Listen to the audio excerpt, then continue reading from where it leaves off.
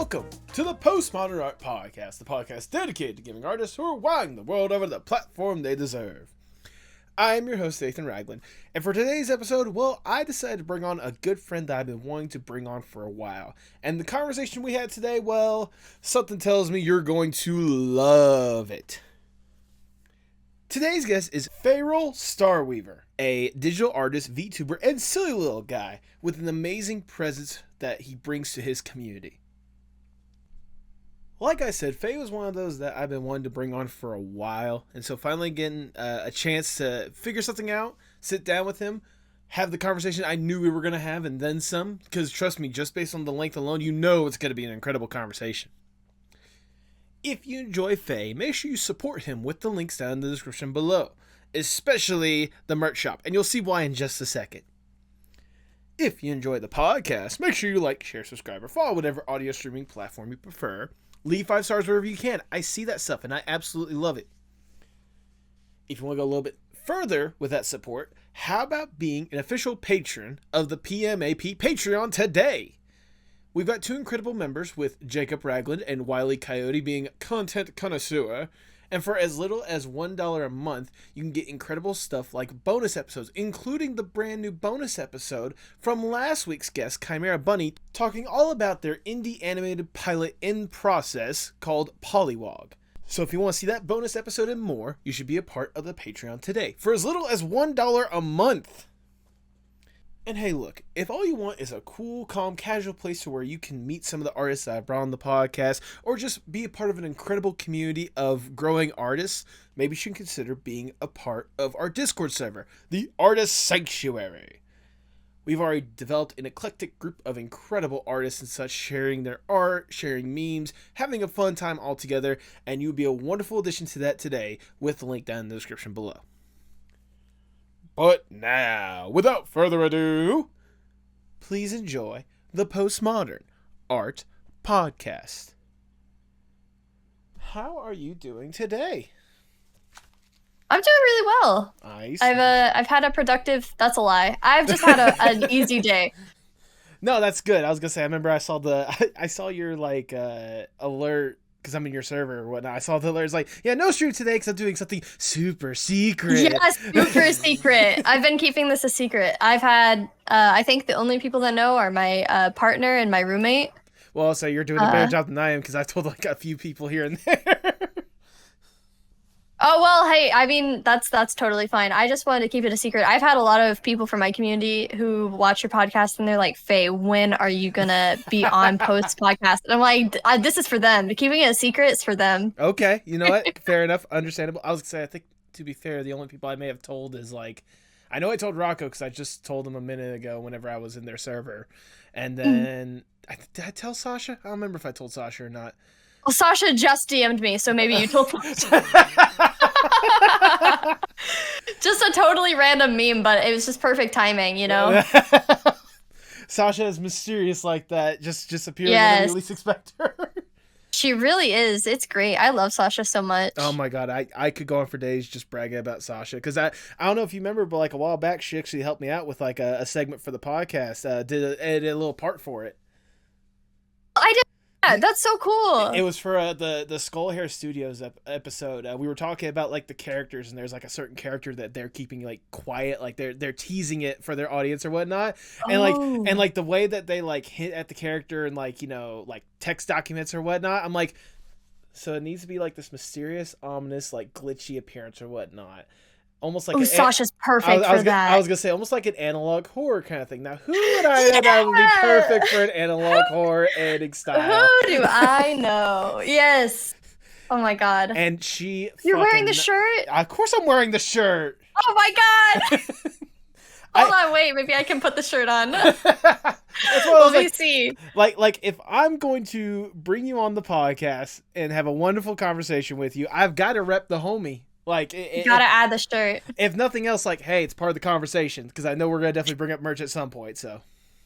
Oh yeah, I'm trying to find it, so I can add it. I have my original version, which is orange, actually. Oh, interesting. But I didn't like how the orange looked on actually printing it, so. Okay, yeah, fair enough. Let's see. It's a little different. Okay. Oh, it looks so funny. There we go. There we go. It's backwards. No, I mean, to be fair, for me, it looks backwards on my screen. That's just how. Okay, okay, it just looks like that. Okay. It just looks like that. Like, okay. For me, I see it perfectly, just saying I used to be worse with my boobs clip through. There it is. I'm sorry. I just can't help but love that. Just like, especially like if you'd gone with like originally that, like I love this. Like, don't get me wrong, I absolutely love this. But if you'd gone with that, that would just been a meme at the end of the day. That's all. Oh yeah. Oh yeah. Just the orange. It would have been so funny. The orange with the impact font. I mean. Yes. Yes. But I'm glad you went with this one with the more stylized handwriting font or whatnot, and just like I just love it. Yeah, I used. Do you want to know the name of my font? Please, yeah, sure, go ahead. Gay Goo. Okay, now you just pulled my leg. No, it's titled Gay Goo, so you've got gay goo all over your shirt. Okay, all right. That's why I had to do that. It's once you know the context, it's way funnier than the impact font. You know what? Actually, I will gladly rep having gay goo all over my chest. Gay goo! Let's go! As a sentence I never thought I'd ever utter. That's what I'm good for. I have to ask in all seriousness though, like, who do you go through for your merch? Because I'm not joking when I say this is the most comfortable shirt I've ever worn. Really? In all seriousness. Okay. Thank God. I use Fourth Wall, but you can choose the different types of shirts that you like can get them printed on. Mm-hmm. And I got it printed on Comfort colors, which is ironically enough, my high school was huge and we had so many clubs. Mm-hmm. And I remember one of my teachers was like the organizer of the clubs. And I remember hearing her like screaming at someone on the phone. She's like, "We are not settling for less than Comfort colors." So that's why I had to pick that shirt, because I was like, she would not be screaming like otherwise, right? I definitely, because here's the thing, I've been really wanting to get away from my merch shop that I use, because I used Teespring because that was like the first one. It was convenient for me or whatnot, and the thing that infuriates me the most is they recently added like a hat studio like not too long ago, which I thought was cool. Like, hey, get some of the podcast hats or whatnot, with the cool little designs and stuff on it. Yeah, you're right. That's cool. Yeah. Here's the thing. Every single time someone would order a hat, they would take it down because of their system going for like copyright claims, like I'm selling someone some other design or something like that. This hat right here, which is an original design that I commissioned an artist for or whatnot, you can't buy on the shop anymore because it got taken down, and I appealed it and they never appealed it. That's pardon my French here, that's dog shit. I was gonna say, hey, don't worry about your French or whatnot. If you've listened to the podcast, you know that I do not give a flying fuck when it comes to swears. Go for it. Okay. Well, it's your house, so yeah, it's my house. Kick your feet back, relax, and enjoy the fuck up. Let's go. Hell yeah, let's go. But yeah, boobs are clipping. But back to what I was saying. Gotta get rid of this shit. I've been meaning to get a new merch shop because, again, with just that. Like, because I love that hat. I love the designs that I have on my shop or whatnot. But, like, if it, like, takes forever and the quality's kind of meh or whatnot, like, if I can go for better, I want to go for better. Right. Yeah, no, I definitely recommend Fourth Wall. I actually, one of my community members, actually, it was Monty Moel, right? She ordered a shirt. She got 2 of them in the mail for the price of one. And then, but another community member of mine ordered a shirt, didn't get my shirt, got some random person's shirt. Interesting. And yeah, so we finally contacted like support about it, and they're like, what? They freaked out. They were so worried about like messing up that they just told this community member, like, just keep that shirt, give us your shipping address, we'll get you the new one. Like, no problem. Well, there you go. So they've been really good. They've been really, really good. Okay. Like I said, I definitely got to get in touch with them and like look at their stuff, because again, if I'm getting like this quality of shirt and I'm hearing like good stuff about their like customer support like that, like I need to hop on board that train. Yeah, Fourth Wall is really great. They're adding new stuff all the time too. I totally recommend them. Go. Yeah, and I think that you could right now you can just like email them, or you don't even have to email, you can just make an account. You just have to get like your account verified to make sure that nobody's pretending to be you. And then Yeah, it's pretty simple. I know that whenever Sneb also has fourth wall, but Sneb had been emailed whenever they were first starting, but now I think it's open, so anybody can make a store now.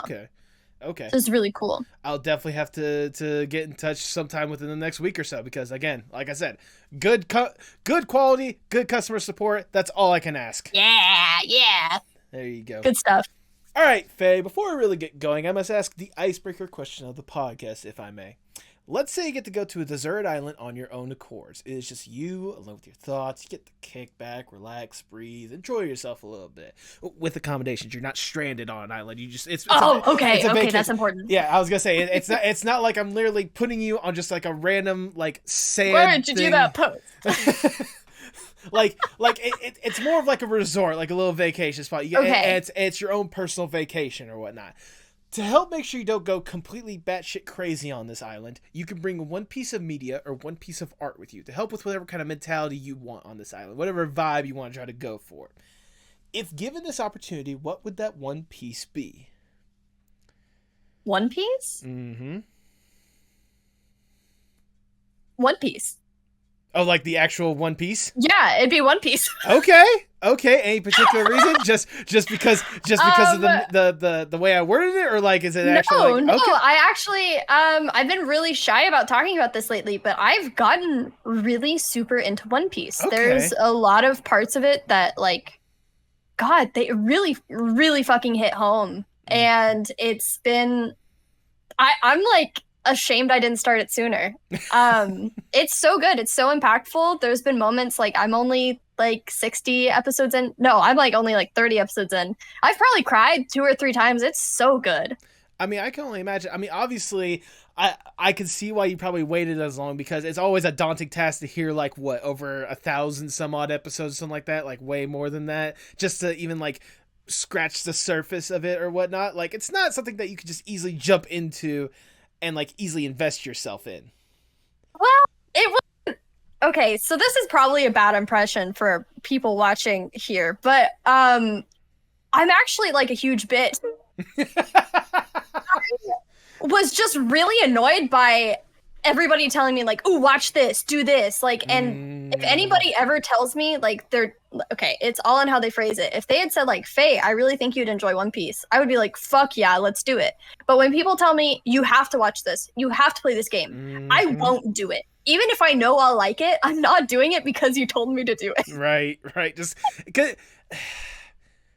this is gonna sound weird to me. It's probably the wrong way to word it, but like sometimes it seems almost like pretentious or whatnot. Like, dude, you have to absolutely watch this. No, I don't exactly. Or like, I started playing Final Fantasy after years of people telling me to play it, and I got so mad at everybody because they're like, "Oh, you can do this or you can do that," and it's like stuff I don't care about. And they didn't even tell me that I could like full send fishing or like stuff I actually care about. Yep, there you go. And it felt more so like people were saying, "You need to do this because I like this thing, not because I think you would have genuine interest in it." Right. And that showed because nobody suggested, One Piece or Final Fantasy for reasons that I would enjoy it, just for reasons that they enjoy it. That they recommended to you because they enjoy it and they want someone else to enjoy it with them. Yes. Yeah, which is not a bad thing. I love watching stuff with my friends, even if I have not a lot of interest in the thing. It's spending time with friends. But if it's something that is so long and you want me to watch it on my own time like homework, that's different. It's one of those, I would complain more about people wanting to like invest in something as long as like One Piece or whatnot, but I'm a wrestling fan. Sometimes you need years of history just to understand why a match is so significant. Right. Yeah. Which, I mean, to be fair, there are like Spark Note versions of it, but that's a whole entire another rabbit hole. Right, yeah. But nevertheless, One Piece, that is your answer. You're locking that in. I'm locking it in. I mean, hell, we've just talked about how long it is. Surely there's enough to get through. I mean, absolutely. I'd like draw in the sand. One Piece fan art. There you go. Hey. As long as I think that would probably be the best place for One Piece fan art, considering like the setting of One Piece, Oh yeah. But a perfect place to watch it too. There you go. But nevertheless, I think that is a perfect way to start the Postmodern Art Podcast. Welcome, everyone. I am your host, Nathan Ragland. Feel free to like, share, subscribe, or follow whatever audio streaming platform you prefer. You can support the podcast on Patreon. Go to patreon.com/PMAP. And follow us on Instagram, Twitter, Inkblot, all social medias at Postmod Art Pod for future updates and guest announcements, including today's guest. He is a digital artist, VTuber, and silly little guy whose presence cannot be denied. Welcome to the podcast, The Aspect of Loved, Feyral Starweaver! Hello. Going all over the place. Well, good. That is the energy I was certainly hoping for this episode. How are you doing today, Faye? I'm doing really good. I had carrots and turkey for lunch, so I'm going crazy. There you go. I think, what did I have for lunch? I think I had corn dogs for lunch. I mean, it was like jalapeno cheddar corn dogs or whatnot. So. Oh, yeah. Hello, fancy shit. I know, overly fancy over here. Yeah, tight that tie. But before we really divulge into our palate or whatnot, I just want to firstly say thank you so much for taking the opportunity to be here. I know you have said many wonderful praises on the podcast, and I've obviously noticed you as an artist for a while now. I knew it was only a matter of time before we crossed that bridge and made it a reality. So thank you so much for taking the time to be here. I'm so excited to be here. You have no idea. I can only imagine. I'm sure we'll probably divulge it to some point. But before we really divulge into the stuff you're making now and the opportunities you're getting like here on the podcast today, I want to go back just a little bit and learn more or less the origin story of Faye. What got you interested in art in the first place?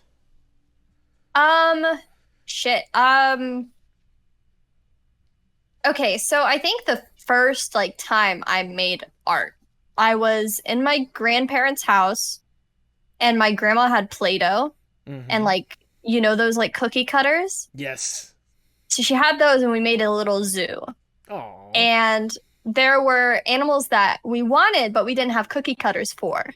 So she got me out some baking sheets, and she had me draw whatever animal I wanted. It looked like shit, because I was 5, and she cut those out.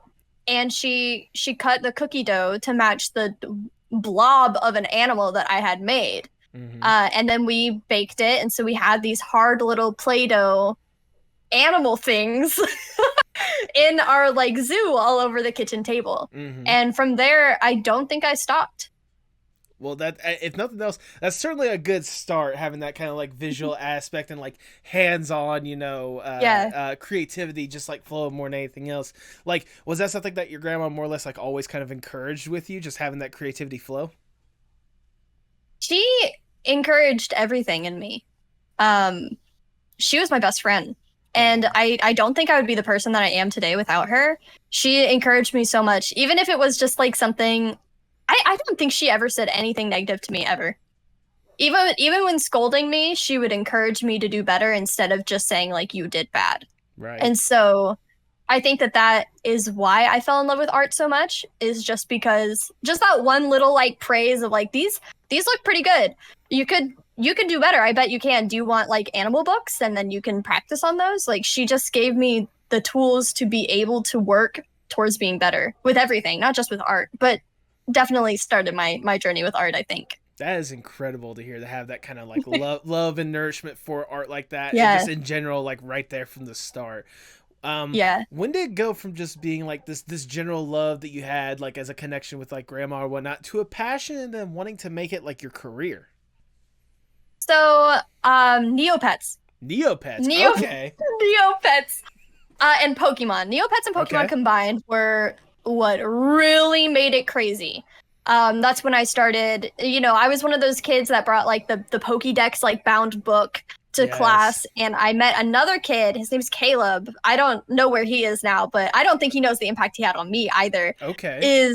He taught me how to trace official Pokemon art so that I could learn the shapes.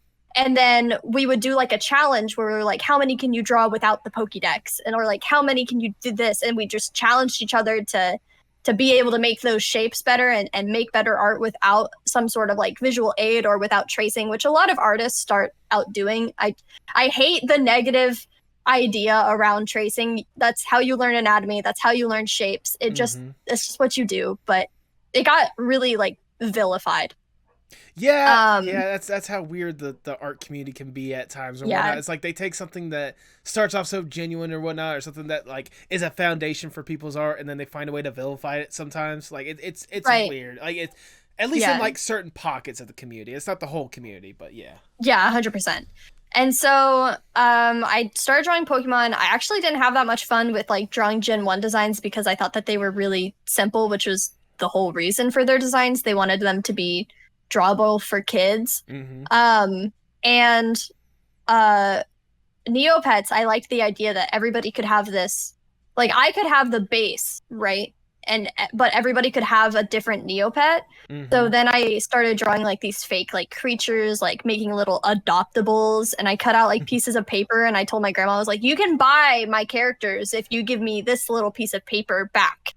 So I like gave her money and made her buy my art from me with the money I gave her. I was like, but you can only take one. Yeah, I was like, this is just a win. And World of Warcraft probably also started the idea of like making things for money. It wasn't until I got really into Warrior Cats that I actually posted my art online. Okay. My very first piece of art that I posted online was in I can actually pull it up. I pulled it up the other day because I thought it was interesting. Okay. It was in November of 2010, I think, was the first time I posted art online. That does. I'm sorry, but in my head, that doesn't seem that long ago. It doesn't seem like that long ago, right? Yeah. Yeah, November 20th, 2010. I can put it in the general chat. This was my first ever piece of digital art, and it was a Warrior Cat fan art. Okay. But, like, one thing I just wanted to say right off the bat is something that I've noticed almost immediately with how you're talking about, like, the certain things that inspired art or whatnot. With the zoo animals and the Neopets, the Pokemon, the Warrior Cats. You seem to have an affinity towards animal. Just saying. Oh, yeah. So, what was... Like, 100%. Is there, like, a certain thing in your head that just kind of clicks whenever you... Like, what is it about animals that creatively, like, gets you going? Okay. How do I hope this isn't awkward when I say this, but autism. Okay. I for a really long time saw myself like closer to animals, not because I'm autistic, but because I had like a huge interest in them. I've struggled to understand a lot of people, and so I would think about animals. Like when I was a kid, I told my sister she wasn't my sister, but our dog was my sister because I felt closer to our dog. Like, so whenever I thought about drawing myself, I thought about drawing animals. Okay. And I'm actually not realizing that until just now. But I just felt closer to silly animals that weren't people. Okay. And yeah, it was just, I liked drawing them. A lot of people said that drawing animals was hard, but I felt like it just came naturally to me. Right. I mean, like, for some people, like, it's not like every single artist is the same kind of artist. You know, everyone has, like, there's some people that draw humans, like, almost immaculately, like they're looking at a photograph. And some people just like drawing silly little animals, just doing silly little stuff or whatnot, or, like, serious stuff. Like, I'm looking at this Warrior Cat, fan art or whatnot. And, like, considering the fact that I can only imagine, correct me if I'm wrong, I can only imagine how young you were whenever you probably did this or whatnot, like, 13 years ago or whatnot. So, I was 12. You were 12. Like, 12 years old? I was 12. Doing something like that, like, that's honestly, like, pretty impressive. Like, especially seeing, like, some of the details with like, the fur, like, swoops or whatnot, and, like, the eye, like, rough but still, like, fairly detailed or whatnot. That's honestly really good for a 13-year-old art piece. Oh, I was so proud of it. And still, like, today I look back and I think, I remember how happy I was when I made it. It was on a trackpad on my mom's laptop. Like, I couldn't do that. I could not do that today because I'm so far removed from using trackpad and my hands for art. So it's crazy to look at that and be like, I can't make that. It's like you're looking at the little trackpad or what. I'm like, Jesus Christ, how the fuck did I do that in the first place? How did I do that? How did I do that? Yeah, exactly. No, but that's awesome though, and I appreciate that. Like, again, like, especially when it comes to like the animals and stuff like that seemed to be like the thing that creatively like pushed you along more than anything else. And like I'm imagining that's probably what led you to like certain opportunities or whatnot, being able to do like digital art like full on. Like I see the first piece that you did. So what more or less pushed you to keep going down that path as a way to like potentially make money and stuff? So I kept making warrior cat art for a very, very long time. Mm-hmm. I don't know if you know a lot about like warrior cats, like maps, like multi-animator projects, but those were a huge inspiration for me. And it wasn't until I was gonna say like I'm vaguely aware of them, partially because I know that's what inspired a good bit of people for a previous episode that I've had with the Warrior Cat animated people. Yes, like I know a lot of them got inspired through like maps like that or whatnot. So yeah, I can tell that they're a major influence on the artist community, just in general. huge. Yeah, and so I actually got the chance to co-host a map. Okay. Where I was able to help organize people. In my mind, I don't think I did a lot, but taking a lot of like responsibility off of planning, off of an artist's shoulders, I think did help more than I gave myself credit for at the time. Mm-hmm. And so what did it for me was it wasn't doing the work. It was looking at the final video and seeing my username in the credits that I lost my shit. And I was like, wait, that's me. This has to happen more. I've got to be in people's credits. that like it doesn't seem like it's much, just like a couple little bit of text that just spells out your name at the end of a project or whatnot. But like something about that like clicks in your head, gives you that like dopamine rush of like, oh my god, I did this. I actually did that. Yeah, I started doing. I didn't get into animation. I really that's my little secret dream. I hope to someday. I've done I've done full storyboards that will never see the light. I'll never put them to music. I'll never post it. I've got sticky notes upon sticky notes. I have like an 800-page art book full of storyboards for projects that will never be finished. And I hope someday I stick to doing something and I make it. But I started making adoptables. Okay. For like warrior cats, and like came up with the names and the designs, and you can buy this for 50 cents. And it was like a full character with full background, and character design was something that I just really fell in love with. And it went from just making like 50 cents on DeviantArt to drawing on Tumblr. That really wanted. That was when I decided it was like my dream to make a career off of art, off of my little 50-cent adoptables. Well, there you go. It's like, I'm gonna pay rent with these someday. Which I mean, I gotta do a lot to make it, but I'll get there. I mean, to be fair, you're not fully wrong. I mean, here you are now. I'm not wrong. Yeah. I'm actually doing what, like, my dream, what I'm doing right now, I fulfilled my dream, and I, like, to be able to say that is so incredible. But I'm doing character design now. Like, that's what I do now. And I would not have it any other way. It's perfect. That's a beautiful thing to hear. And we'll definitely talk more into that. But I do want to go back just a little bit, especially with like no. Trust me. Again, you're perfectly fine. Whenever I said, remember what I said earlier? It's one of those, you're the one driving. I'm just along for the ride. I'm also the one with the map to the side of like, okay, we need to get back and get to this like point of that or whatnot. But back to what I was saying, like especially when it comes to like the warrior cat and stuff like that, especially like hearing that's how more or less you got to grow, like with DeviantArt, Tumblr, Twitter, whatnot. You're just hitting all of the Crash and Bird websites at some point, aren't you? Yeah. I don't know how. I also changed my username probably, like, looking back on it, I feel like hitting myself with a hammer, like younger me, like just like, because of how many times I screwed myself over and managed to not actually screw myself over. Like, I probably changed my username 6 or 7 times, not actually changing my username, making completely new accounts. Oh, okay then. I see. Yeah, totally screwing myself over and still managing to grow. Yeah. Which didn't make any sense. That's at all. impressive. It's impressive when you think about the end of the day, because like normally when someone like gets rid of an account, like it's very hard to find them again and regrow Yeah. or whatnot. And the fact that you've done it so many different times, I have to do nothing short but commend you more than anything. Thank you. It's actually crazy. One of my first Warrior Cat roleplay partners that I ever had on the internet is in my stream every day. Hey, okay. Like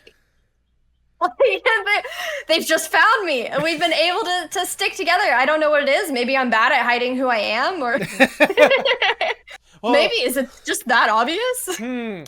Cat boy on the internet finding a way to showcase like cat ears and stuff like that, and probably still showcasing their love, his love for warrior cats and whatnot.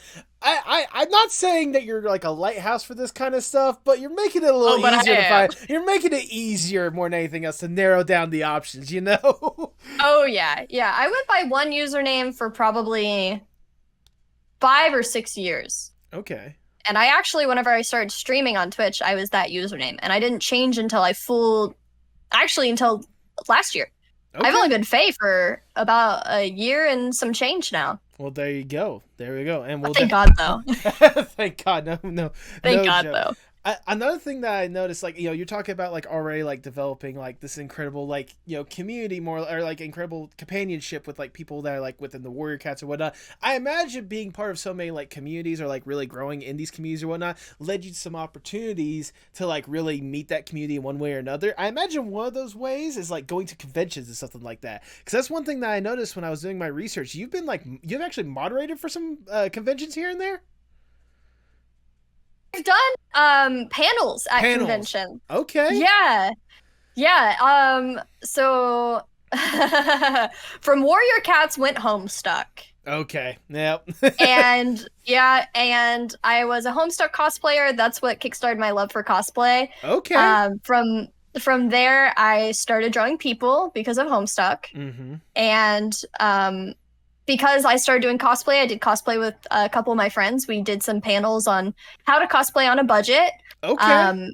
Respect. This was like when Mad Max was huge, and we had a comic that we were writing, and we cosplayed our comic characters, and it was insane because people knew who we were, despite like only just being like this small comic that wasn't even. We didn't even post a single page. We just posted like character stuff and like memes that we made. And people still like knew us, which was crazy. That just shows the power of the internet more than anything else. Oh yeah, 100%. Goodness. And I gotta say, like, especially like the cosplay on a budget, like I can see how people like would go to want to go to a panel like that. But that also leads me to an interesting point that I didn't even write down or whatnot when it comes to like the cosplays or whatnot. I'm aware that you did some or whatnot, but let's also agree, cosplay could be an art form with how dedicated you have to be to like really like translate something like that.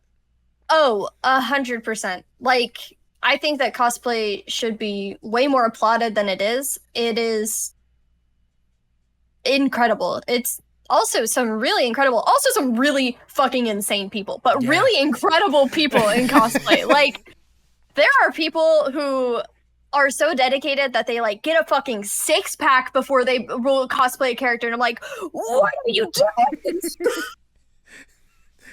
It's crazy. The belief that any person can cosplay any character. You don't have to have the same body type as the character. You just have to just show love for your character. That's what cosplay is. And people who really, really show how they love a character is just really incredible.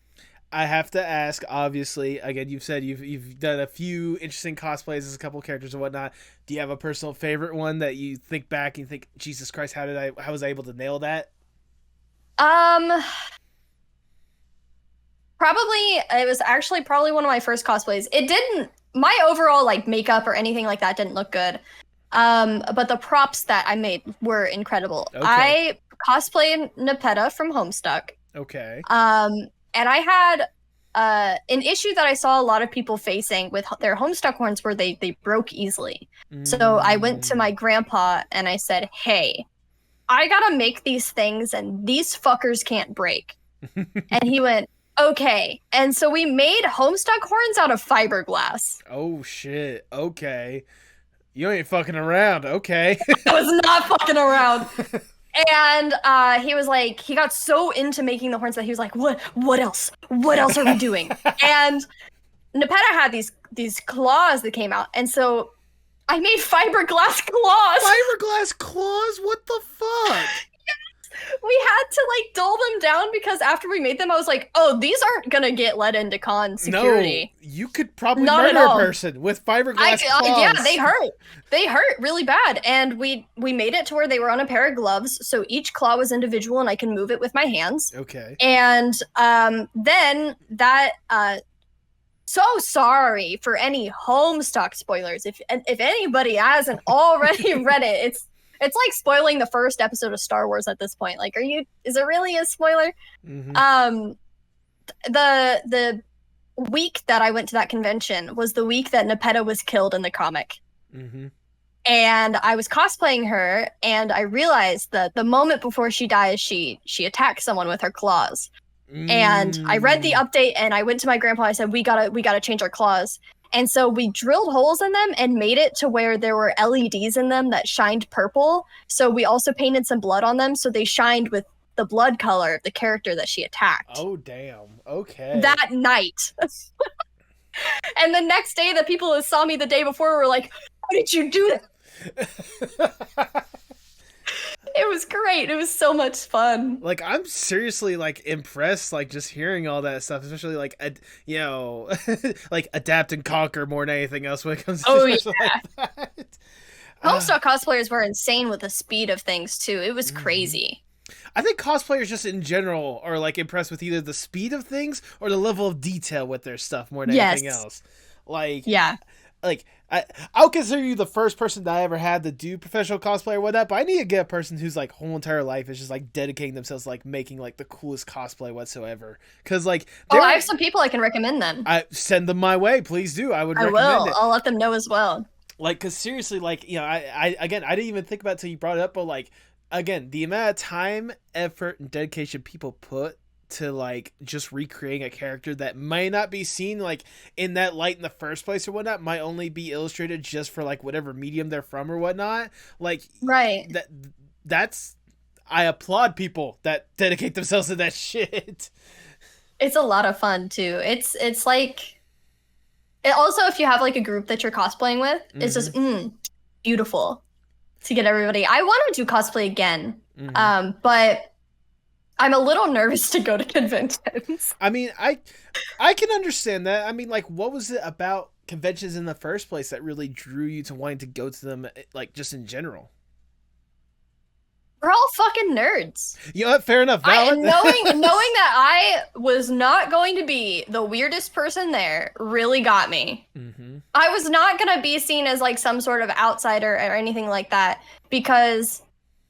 God, there was art, there was music, there were cosplays, there were panels talking about how much they love this thing, like people who really put their heart and soul into things. It was like the good side of fandom, and that's what I love. I still to this day, I know the rep that fandoms get, but I think that there's a really good and nice way to engage in anything that you like, and you know, you have to monitor it, of course. Yeah. But conventions were just the fun side of fandom. Yep. And that's what I needed. Yep. I mean, to be fair, it's not like you've ever wanted to stop going to conventions, like, really. I mean, precautions has to be made, obviously, for certain situations. Yeah. You can indulge in that if you want, but if not, I understand. But it's totally fine. I was going to say, like, because, you know, things more or less developed or whatnot, it kind of stopped you from going to conventions if you want to indulge on that. Yeah, I'm really excited. So, post, you and I were going to be able to see each other. Yep. Actually, it would have been this month. It would've. In a couple of days, actually. But I have some health issues, and there was an incident near the convention that made it to where risking those health issues became a lot more risky. Right. And so we had to cancel, which I do still feel bad for. I know I shouldn't, but I do still worry. But I'm going to TwitchCon. I've decided. There you go. You know, if going outside, if I get sick anyway, I might as well go outside for something I want instead of just going to go get the mail. There you go. That's a good way of looking at it. And I was going to say, to be fair, when it came to that convention or whatnot, I'm not going to lie. That would have been my first convention because I have never been to a convention myself. So, And Oh. before you say anything, do not feel bad. Do not feel bad for me Okay. or anything else. If I really was like really butthurt about the whole entire situation, do you really think I'd still bring you on the podcast afterwards? I mean, No, I don't think you would. like that was my dream convention. I know, actually, and hopefully, maybe next year's convention when it comes around, or within the next couple years or whatnot, you'll get an opportunity to do that because I sincerely want that mainly for you. Like for me, the only reason why I was mainly going was for you and the group. Like I a lot of people were going. Yeah, and it like, was gonna be so much fun. It would have been, and but also like let's be honest, when it comes to conventions, like I'm not saying this is a bad way. They're all always fun. They're all always fun, mainly with the friend group that you bring along more than anything else. Yes, absolutely. Like the main reason why I wanted to go to this convention is because I knew we had that little friend group that was going to be going there. And one of the dreams I have for this podcast is I want to do an IRL episode. I want to do an episode to where like I talk in person with someone like right next to me instead of the Discord thing. Don't get me wrong, Discord has helped me immensely with making these connections in the first place, and I would not be where I am without Discord. But come on, every podcast wants that opportunity to have like a one-on-one conversation with a person like right there. And I'm sure I'll get that opportunity at some point. I'm not like this podcast isn't going anywhere anytime soon. I will get that opportunity. That just would have been the most convenient one for me in the short-term future. Well, you know what you can do in the future? What can I do in the future? Is once the podcast, like, when if you keep going the way you are, you're doing great. Mm-hmm. You can have a panel and you can have people sit in and listen to the episode of podcast. Yeah, no, that's something I want to do. I want to have like a panel. I want to have like, you know, especially at like a convention, like just do like a live episode, like in front of people or whatnot. Yeah, because I'll be honest, when it comes to the IRL episode, I hadn't even ironed out how it would even go down or whatnot. But I literally just, it would have just been like, either you or one of the other people in that group, whoever was down to do an IRL episode or whatnot, just we would talk in like maybe one of the hotel rooms and like just get all the people that wanted to be involved with it as kind of like the mini audience and like just basically memeing it up. It was either going to be my god, it was either going to be that, or I wanted to do a bonus. I had a bonus episode idea to where like it would be set up almost kind of like a reverse Eric Andre show in a way. Oh my god. To where like I would have like you guys, whoever wanted to be involved in that would be like characters essentially, like would just be whoever they want. They come out and I have to ask questions, try to figure out what the fuck they're trying to do, and I wanted people to cause chaos. That is something I would love to do at some point. So good. Oh my god. That is something I would That'd love to do. That'd be good. Or like us all drunk like on a hotel bed, like eating pizza, just talking. It's so good. That would have been great.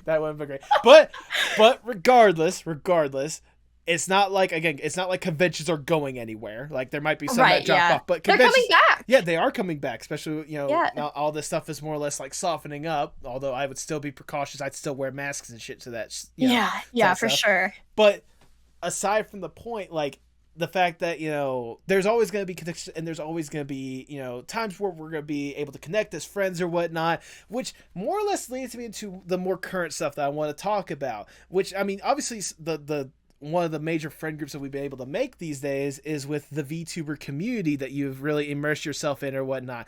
I want to just start with just streaming in general. What got you interested in the prospect of live streaming in the first place? Okay, it's really embarrassing. Nothing is embarrassing when it comes to this podcast. It's really embarrassing. Go on. It's really good. Okay, so I mentioned Warrior Cats. There was a official Warrior Cat forum. Okay. Oh my god, this is so okay. Post. I used to want to be you. You used to want to be me. I had a Warrior Cat forum podcast. What? Yeah. Except I think any trans person can like really relate to this. I was so uncomfortable. I didn't want people to call me a girl, so I used a really shitty voice changer. So the whole podcast sounds like this. So bad. But it was me just like updating people, like because there were role plays that everybody was like keeping tabs on. So I would do like a brief, here's what's happening in this role play. And then we would do like and here's the gossip column. And then like, it was like a little newspaper podcast and it was a whole lot of fun. And then from there, I had a friend who on the forum who really struggled to sleep. And so I told them once like, hey, add me on Skype feel old. Add me on Skype, and I'll figure it out. But I'll find a way to like either talk you to sleep or whatever. And I ended up just like singing to them, and they told me you need to like do this. And so I created a little live stream account where there's no chatting, there's no nothing. It was just me singing people to sleep. Aww. And that was probably, it was crazy because on average there were like 100 viewers. Are you? No, and that's how I shot myself in the foot, right? Is like I totally abandoned that and didn't do it again. And still to this day, I'm embarrassed about singing on stream. So with that, I'd like to announce that the Postmodern Art Podcast is now becoming the Postmodern Sleepcast. I will start bringing on guests to bring on lullabies. We will help you guys out. We'll help you guys go to sleep. Oh my god. Jesus, I'm sorry, but I'm just impressed that. Yeah, I was 14. You were 14 when you did that? What the fuck? Maybe 13, actually. It was before I started conventions. So yeah, I was like 12, 13. Okay, so that's crazy shit. That is crazy shit. I'm impressed more than anything else. First off, there's nothing to be embarrassed about with like a previous podcast idea that you have. Okay, to be fair, I'll indulge this. Before I started this podcast, like when I was still in college, I did a podcast with a friend of mine that I think he's actually appeared on the podcast itself, episode 13, when I interviewed Joe Horn or whatnot. The guy's name, he goes by Tunes and Goons now, if you guys are into like gaming and stuff like that. He streams like Fortnite on like Facebook gaming, occasionally on like Twitch or whatnot. We like Fortnite. We like Fortnite. Yeah, we like Fortnite. But we like Fortnite. But like he and I back in college, because again, I'm a huge wrestling fan, so we wanted to do like a weekly recap, like wrestling podcast or whatnot. That's awesome. Yeah, like it was fun. Although the way that we kind of had it set up, we were trying to like rush through like getting through all the details of the two shows, because he was really adamant on trying to keep it like to an hour or whatnot. To which I'm like, oh, with all the chaos that goes on with wrestling, there's no way we can condense it down to an hour. Yeah, that's hard. Yeah, it is. It was more the side stuff that we did though was the stuff that I had a lot more fun with, because there was a concept that we toyed around with called like the perfect 10 roulette, to where like we would be given a question that would do one choice from another, and we would have 10 seconds to make the argument on why our opinion is the better argument or whatnot. Oh, that sounds fun. It was fun. It was fun. It was obviously like cheap or whatnot. The podcast was called What the Wrestling or whatnot. It was only on YouTube, because I think he tried to upload to like Podbean, but it only allowed you to do it up to like 10 episodes, and then after that he didn't want to like pay for the service or whatnot, which I don't blame him. But like, you know, that's a long around way of just saying like there's nothing to be embarrassed when it comes to like having a podcast beforehand. I can understand the voice changer thing. I can get that, but I'm more or less glad that you're more comfortable with like how you present yourself these days or whatnot, especially since that, you know, once the fucking could have been lucrative lullaby live stream channel like kind of, you know, went away or whatnot. Yeah. Like, I'm sorry, can you imagine like averaging 100 viewers today or whatnot in today's climate, to where you can easily paid for that kind of shit or whatnot? Yeah. So it was crazy because I was just doing it like for one person. Right. And I didn't ever look at the numbers because I didn't know how. You were 14 at the time. I don't blame you. Yeah. And then it wasn't until my friend was like, hey, you know, there's a lot of people in there like last night. I was like, what? No. And she was like, there were like 112 people. And I was like, no, you're fucking with me. Somebody's botting me or whatever, like whatever.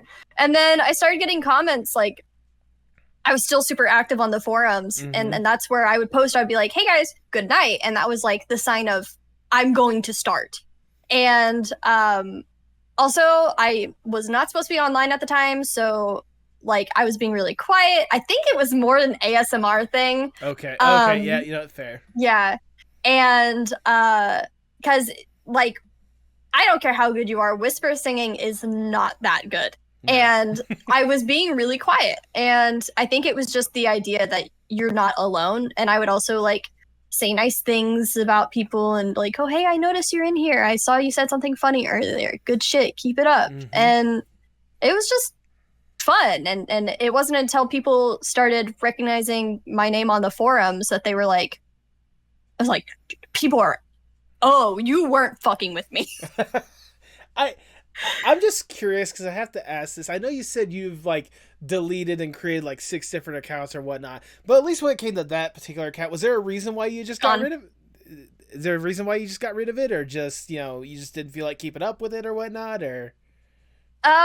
There was, I had a lot of shame about my voice. Mm. I had a lot of shame. And it was also a place where I was, so, okay, the Warrior Cat Forums was very strict, non-LGBT. You could not talk about being gay at all. What?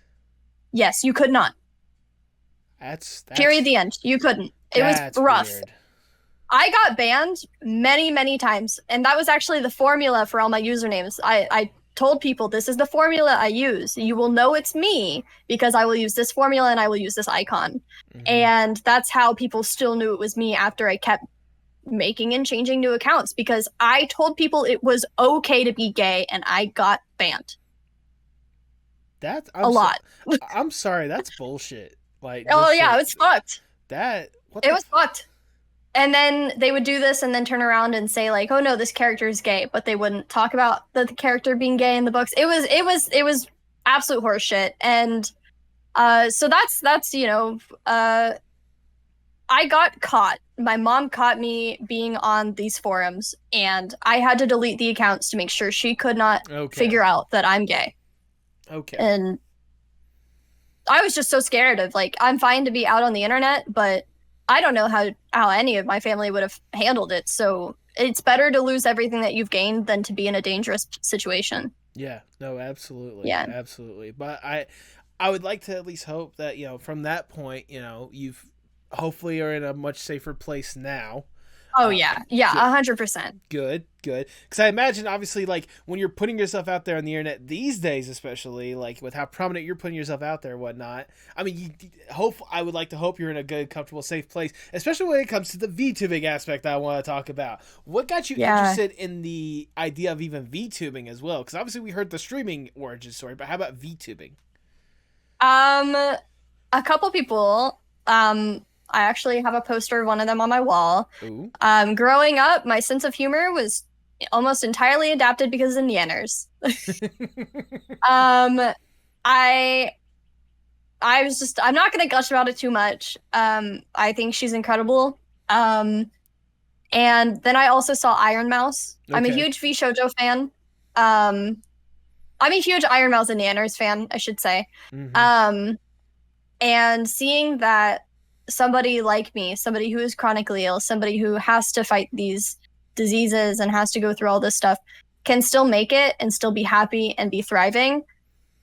That meant so much to me.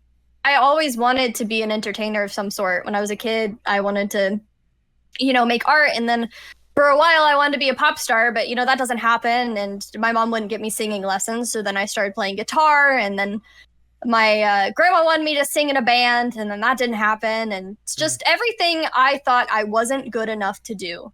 Iron Mouse and Neanners, watching them do it made me realize I can do it. Yeah. And also Pinkberry and Finji were finally the two that were like, what are you waiting for?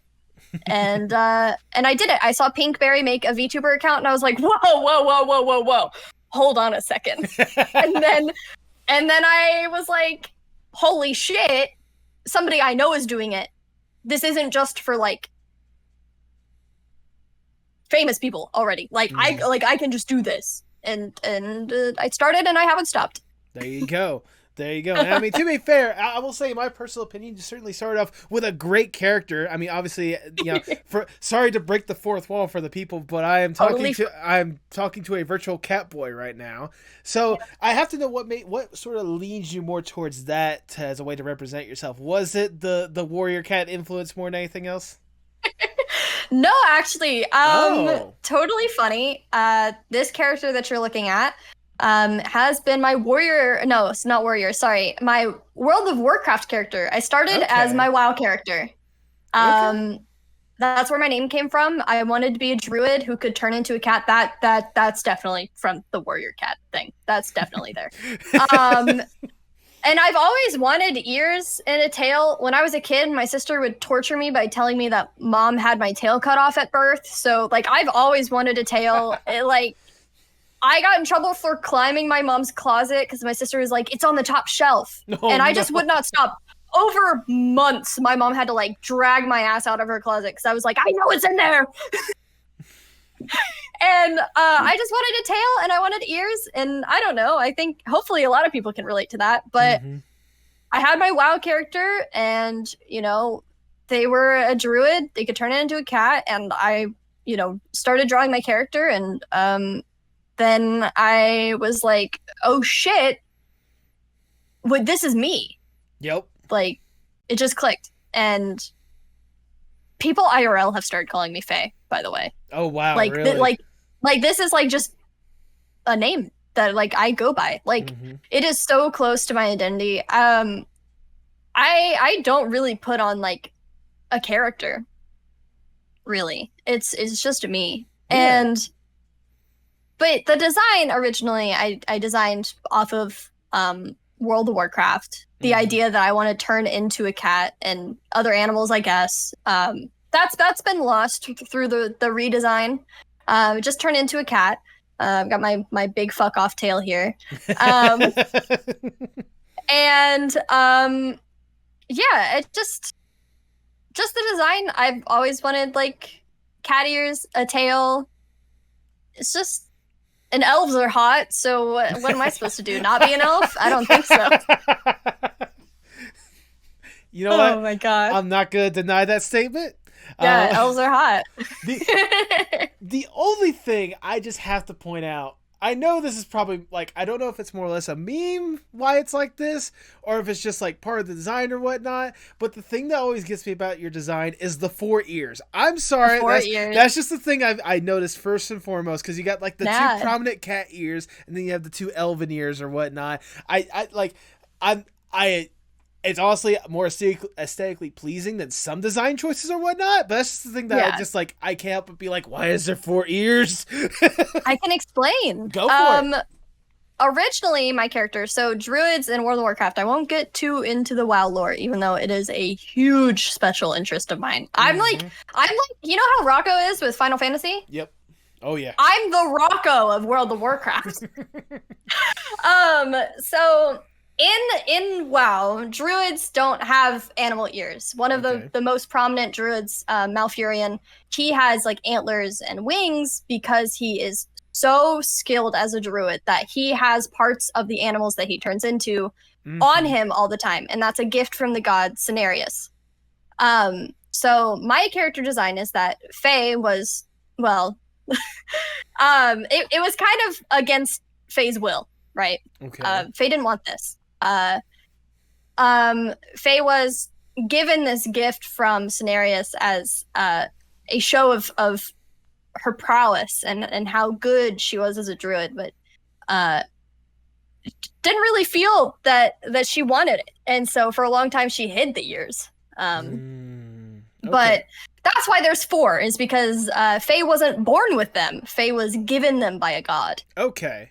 Yeah, and that's actually kind of still in my new lore, which is kind of a secret. It'll be coming out in August, hopefully. Okay. Yeah. I won't try to pry too much when it comes to lore. though the one aspect of the lore that I definitely wanted to divulge upon is this thing that is part of, like I said in the intro and whatnot, calling yourself the aspect of love. Now, I'm sorry, I don't know if this is also WoW lore-esque, like, minded or whatnot, but, like, what does it mean to be the aspect of love? No, that's I'm so glad you've asked. So, in aspect, my new lore is completely and totally away from World of Warcraft. I want to separate myself from that as much as I can. Okay. I have written a completely new universe. I've got probably, God, so much written for this. Okay. So, when the world was made, there were aspects, right? They're kind of like gods, but not really. They are the embodiment of whatever they are the aspect of. Okay. So an aspect is an aspect of a feeling, something that's prominent in the world, and then also an animal. So I am the aspect of love, but also of panthers, which is why you can see a lot of different design elements for different types of like panthers in my design. Like I've got like the snow leopard tail and like spots and stuff. But to be an aspect is to be the embodiment of something. Okay. Is to share and ensure that there is your aspect in the world, because without you, there wouldn't be your aspect. So for me, I'm the aspect of love. And my last name is also a huge part of my lore, Starweaver. Which this will get a little personal. Hey, which I don't mind. I was gonna say, hey, this is your podcast. Be as personal as you want it to be. So, I talked about my grandma earlier. My grandma kind of taught me that people were made out of stars. I think that when we're made, whoever makes us, whatever, I'm not super religious, but whoever or whatever makes us, we are made up, our souls are made up out of stars, crushed up stars. And you have a bunch of, like, posts, you have a bunch of different stars in you, right? So let's say, for instance, my partner, he has little bits of the same star in his soul, and that's why we're so close and so attached, and that's why we click so much when we met. I think that there are people who are fated to be in each other's lives, and that's why some people just click, because the souls, the stars in your soul are talking to each other, and they wanted to get back together. And that's why I'm the Star Weaver, because love isn't necessarily just romantic, but it's bringing together friends, families, and lovers to find each other through bringing the stars together, weaving them back together. Right.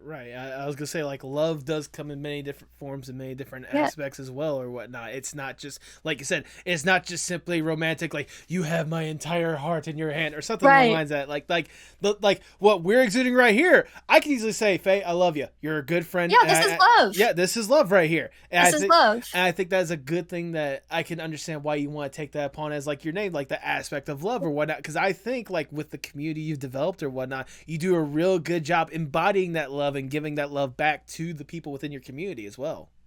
Thank you. I was a shitter when I was a kid. I think everybody was kind of a shitter. Yeah, right? Yeah, everyone kind of was. Yeah, everyone was kind of a shitter, but I was so ashamed to tell people that I love them. And having lost somebody without the ability to tell them how I loved them before they passed just changed me. And I can't stand not telling people how important they are and how much love they deserve and how much I love them. And I think that it's important. I think a lot more people should be able to. I understand why a lot of people can't. The trauma gets in the way. Fear of rejection is huge. But to be able to tell your friends, hey, I love you. You don't know what that can do for them. It can change their lives. And to be able to share that is really, really, really important and integral in my life. Absolutely. Like, I'll get a little personal as well. You know, I can easily say I haven't experienced too much loss in my life. Obviously, I've lost, like, you know, I have lost some close ones, obviously. I don't think I've dealt with as much loss as some people have or whatnot. But there's always, like, a couple of losses here and there to where if I just had one more opportunity to tell them how much I love them, it would have meant the world to me.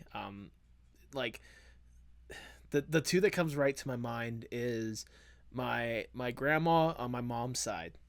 This was, I want to say, like 2011, 2012. I can't remember exactly the last time. I remember the last time I saw her was 2011. But she had lived all the way up in Wisconsin. I'm all the way down south or whatnot. Right. And she sadly, like, I forget exactly how she passed away, but the thing that, like, crushed me is she passed away while she was working. Like, with where she was working at or whatnot, like... It, like, no one could get to her in time or whatnot, and the fact that I hadn't seen her in I can't remember how long or whatnot, like, if I had just, like, one more opportunity to say I love you, it would have, like, meant the world or whatnot. And the other one I could also say is you know, with my grandpa or whatnot on my dad's side. You know, 6 months before he passed away, my dad brought him down from where he had lived or whatnot, because he was getting to that point to where, like, he was struggling to just do, like, the bare minimum, like, sometimes with stuff. And you know, like, you know, the time, believe me, the time that we had or whatnot was the time I wish I had with my grandma. So obviously, immediately, like the situation was already a little bit different. But, you know, the one thing that killed me was, you know, like I said, like 6 months after he came down or whatnot, my entire family got COVID, and my grandpa was already kind of weak enough as it was, but COVID was more or less, like, literally the death blow for him or whatnot. Yeah. But I consider I didn't get the opportunity to say I love you like one last time before he was taken into an ambulance and taken to the hospital. And this was back whenever it was like really strict, like you could not see anyone during COVID times. Right. And whatnot. Yeah. But I'll say this: my dad was lucky enough to convince the doctors to get like just one more opportunity, like super like hazmat suited up more than anything else, but got an opportunity to get in there and spend a little bit more time with him one last time before he did pass away, which I know from my dad like means the world to him, you know. Yeah. But you know that's why I tried. It's not solely the reason why, but you know, stuff like that is why I try to give as much love as I can to people or whatnot, because I know how much it means to other people. I know how much it means to me more than anything else. So that's you know, and for you talking about like, especially like having those people close to you that, you know, you wish you had said that I love you one last time or whatnot. Like, I can only imagine how that can motivate you more than anything else to make sure that is said, make sure that people know that they are loved. Yeah. It was actually my father figure who passed in an accident, so it was very sudden. Okay. And we had this type of relationship where every time I saw him, I hit his baseball hat so it flew off, and he was always like, "Oh, you're such a shitter." But anytime I needed anything, he was there. Like, I didn't even have to tell him that I needed something, and he was there. So there was unspoken love. Right. But nobody heard us speak it, right? Everybody saw our actions as antagonistic. And after he passed, somebody told me, which is not true, and I've done my best to combat that, but I was told he died not knowing you loved him. Oh, that's horseshit. That's horseshit. It's horseshit.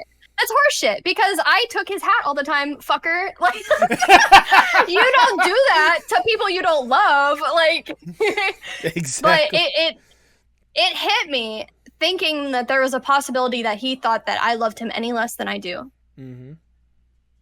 I think about him all the time. I can imagine. Like you said, like a father figure, like something like that is not going to like go away easily or whatnot. Yeah. And I was like, we blew up porta potties together. Wait, time out. You can't just drop that like it's nothing. Who does that with someone you don't like? Like, come on. Now, what I was going to go to before I went off on that emotional tangent and whatnot is I imagine, like, as much as it is to obviously be able to give that love to others or whatnot, I imagine it must have been hard at times, especially with some of the stuff that you've grown up around or some of the stuff that you had to deal with and whatnot, to also give that love back to yourself at times. I can only imagine, you know, how hard it must have been at times, but obviously, like I said, you're in a safer place now, you're in a better place now. I imagine, like, that is also something you love to personally emphasize with not just, like, you know, how you act, but also how you like to showcase yourself, how you're able to present yourself more than anything else. Right. Also, you said something about like loving yourself. That was probably the hardest thing to learn ever. I think, like, out of any lesson that anybody could possibly learn in life, being kind to others falls so short as being kind to yourself. It's so hard. And once people can get there, I'm so proud.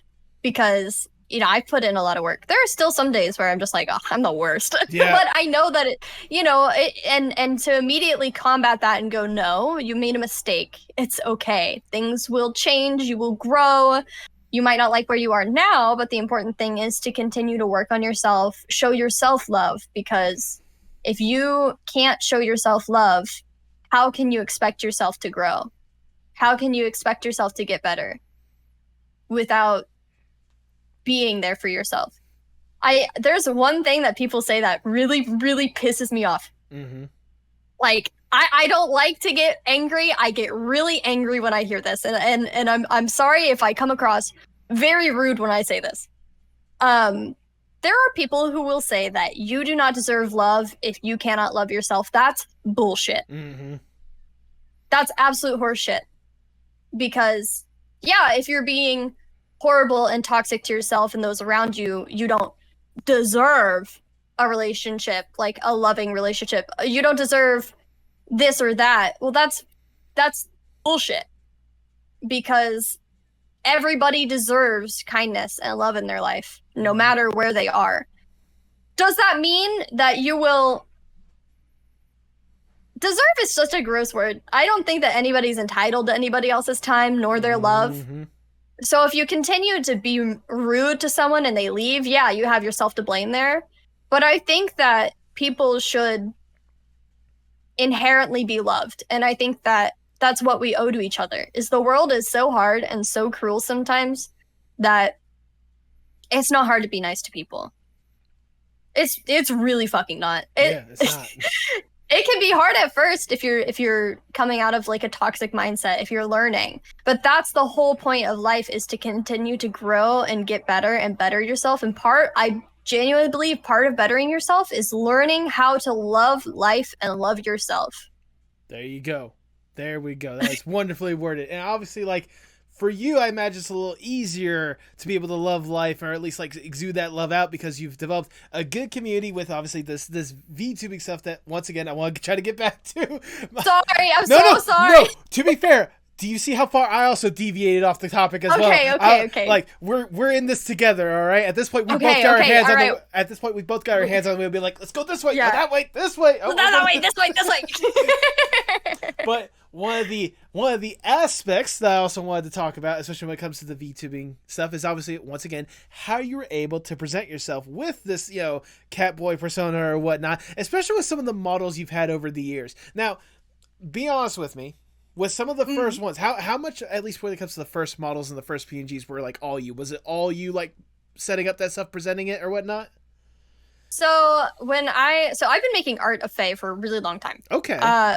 The first time I got, I can actually send you the first Faye piece in general chat. Okay. But if I can find it, one of the first models that I got, I really, really, really wanted just anything to start, because I'm really against the idea of, like, you have to have X and Y before you can start anything. Right. And I just wanted to start. It didn't matter. I just wanted to start. I just wanted to get somewhere. And so I saw that an artist I liked was doing, like, my very first PNG tuber commission, or my very first VTuber commission. Mm-hmm. And I was like, sign me the fuck up. I don't care. I don't fucking care. My first model was very limited. But it was still, like, I was so excited when I got it. I don't think I've ever loved something that much to be able to see this and be like, oh my God, it's me. Right. And I felt that way with this model too. The excitement is never ending. Well, I was going to say, like, if nothing else, I can certainly at least say, from that first model to where you are now, like, I mean this in the best way possible, quite the glow up more than anything else. Yeah, quite the glow up. Quite the glow up, for sure. Now, a lot of people thought my first like model was a PNG tuber because of how restricted and limited it was. But it wasn't. It had full face tracking. It just was limited. It was somebody's very first time. Right. Yeah. I mean, if nothing else, at least you were giving a person an opportunity to, like, really try and, like, execute something in the first place. And I don't know if you've been able to keep up with them, but hopefully they've been able to crush it ever since and keep doing incredible stuff. I actually got blocked. Oh, okay. Oh, so that's the only reason. That's the only reason I don't use it anymore. Yeah. Or I would be like, look what, it's Throwback Tuesday. Here's my first model. Throwback Tuesday. Throwback Tuesday. But I've been wanting for a while to do this now, and I just gotta say this, Faye, I just gotta gush about, like, at least your current model right now, because it is fucking phenomenal. Like, Jesus fucking Christ. Thank you. Like, I imagine it's obviously in the same camp as another previous guest I've had on the podcast, Soda Sneb or whatnot, something within that same camp or whatnot. But still, like, goodness, like, the model you currently have, I love it. I cannot get enough of it. Thank you. I'm so proud of how Siku made it, and Sneb actually made the reference, which is why a lot of people are like, "Did Sneb make your model?" Like, no, but kind of. Well, I'll say, to be fair, Sneb made the reference, and then, if I remember correctly, because she was on the podcast when it was around the time when this happened, for like your stream anniversary or your birthday, something like that, has spent like 48 hours like making that reference sheet into a model, into a VTuber model. Yeah, and then Sneb just made it a model and surprised me and like sent me like an unnamed zip folder and said, download this. And I was like, whoa. Okay. And Seb was like, but you need to record you opening this. I was like, what the fuck am I about to open? I like cried like a baby. I was like, are you kidding me? Oh. Snep is so sweet. I could make this podcast about how much I love Snep. Like, I mean, to be fair, I've already done an episode of the podcast. It was Snep's podcast. I loved it. I commented on that episode. I love my friend. I won't gush about her too much, but I love Snep so much. Snep is incredible. So I mean, obviously hearing that like she was the one that had like the reference sheet or whatnot that led to obviously the incredible model I'm talking to right now. Like I can the background that you see is Snep's as well. Snep made it for me. Okay. You know, further respect more than anything else. Like I can only imagine like how freeing must it be for you to have like these incredible models, especially like to really be able to feel comfortable with how you present yourself. Oh, huge. I don't even think I can quantify it or put it into words how big it is. To the confidence I've gained. You know, I used to not be able to talk to people IRL because this people have actually told me that they're afraid of how confident I am. That's all within the last year. That's all within the last year because I've gained so much confidence in myself, in my content, by being able to express myself. You know how I do like that hyena cackle laugh? I used to stifle that. I used to not let myself laugh or clap when I was happy. And I've gained so much confidence just through being able to express myself with the models that it has changed my life. I've grown so much. I've been able to love myself so much more. Like, it's huge. Absolutely. I mean, I'm glad to see and hear that growth. Obviously, like I can imagine, especially since you've really gone all in with like VTubing or whatnot, and like really made that like a major part of you more than anything else. Like, especially going down this VTuber like journey or whatnot. Can you think like, okay, because you've only been doing this for like what, a year and some change? You said that's how long you've been VTubing. Yeah, about a year and some change. I think maybe we're closer to a year and like a fourth. Okay.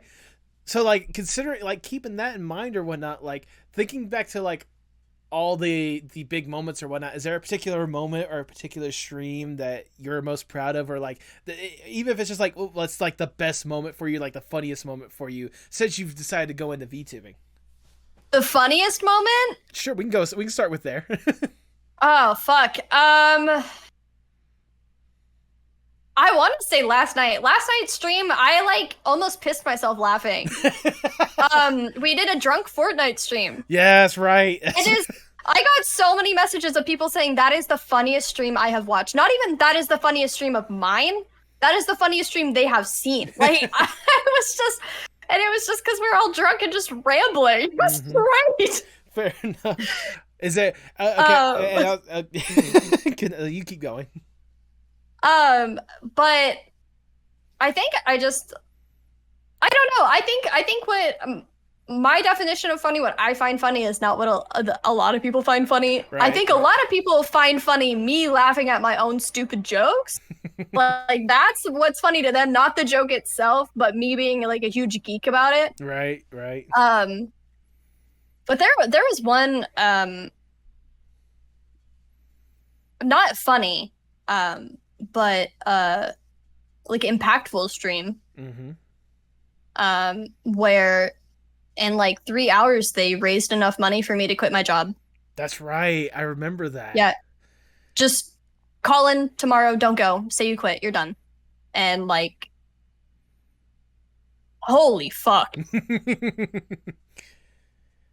And my life has changed. I was gonna say the fact you haven't been able to look back at this point, even think about like going back to that job. The fact that this is your life now. This is what you do. Yeah, it's been insane. I've thought about it a couple times. There's been, because content creation is so finicky. It's so up and down sometimes. Right, but anytime that I've been like, hey, I'm worried I might have to cut back on streaming so I can go get a job, people are like, what? No. Fuck that. Here's 50 subs. Fuck that. More streams, cat boy. I talked to my partner and I was like, I think I might get like a serving job a couple days. And he was like, yeah, that might be a good idea. But then I realized like I'll be really tired and I might not have the energy for stream, or I might cancel more, and I don't want to shoot myself in the foot until I see that I have to. Right. Absolutely. And right now I don't have to. Good. You shouldn't have to. You definitely shouldn't have to. It's crazy. I would say, especially with like some of the stuff you've been able to present with some of your streams, I will say one of the most insane things for me or whatnot was your subathon. All right, straight up that when you debuted this model or whatnot, the subathon that came along with that or whatnot, good fucking, like, I applaud you for doing things different than most subathons and like actually like stopping between days or whatnot, and like just bring that time back whenever you streamed again. But still, like, fucking hell, how long was it? Like at least like 30 some odd days. Yeah, it went 36 days, over a month. Goodness, like that. I was pretty much every day I did 12 hours. So it was a lot. And it wasn't really even like, what's crazy? You want to know a secret? What's up? I have a journal that I wrote of things to do on the subathon, and I didn't even get through half of it. You're joking. No, I could have kept going for a very long time. I refuse to be the person that inflates the timer and doesn't have anything planned. Like, if you're paying me money to be here, you're gonna get some shit for it. Like, I swear, you're gonna be entertained, or my name isn't Faye. Like, if you're paying good money, why would I just... Hold on. This isn't to shit on anybody who does this, but if you're paying money, why would I just be YouTube reacting for 12 hours straight? Like, we're gonna play games, we're gonna do fun shit, we're gonna do art. Because, like, I don't know, when I watch YouTube, I'm, like, not even adding anything to it. I'm straight up just watching those videos. Honestly, like, same. I get that vibe. I get that mentality more than anything else. Yeah, if I want to watch something on YouTube with community, I'll try to do it on, like, Discord or something. Like, we watched a couple, like, what are they called? Like,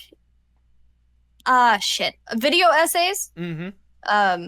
Which were a lot of fun to watch, but I wouldn't want to do that on stream. That would also be making money off of somebody else's content. And it's hard.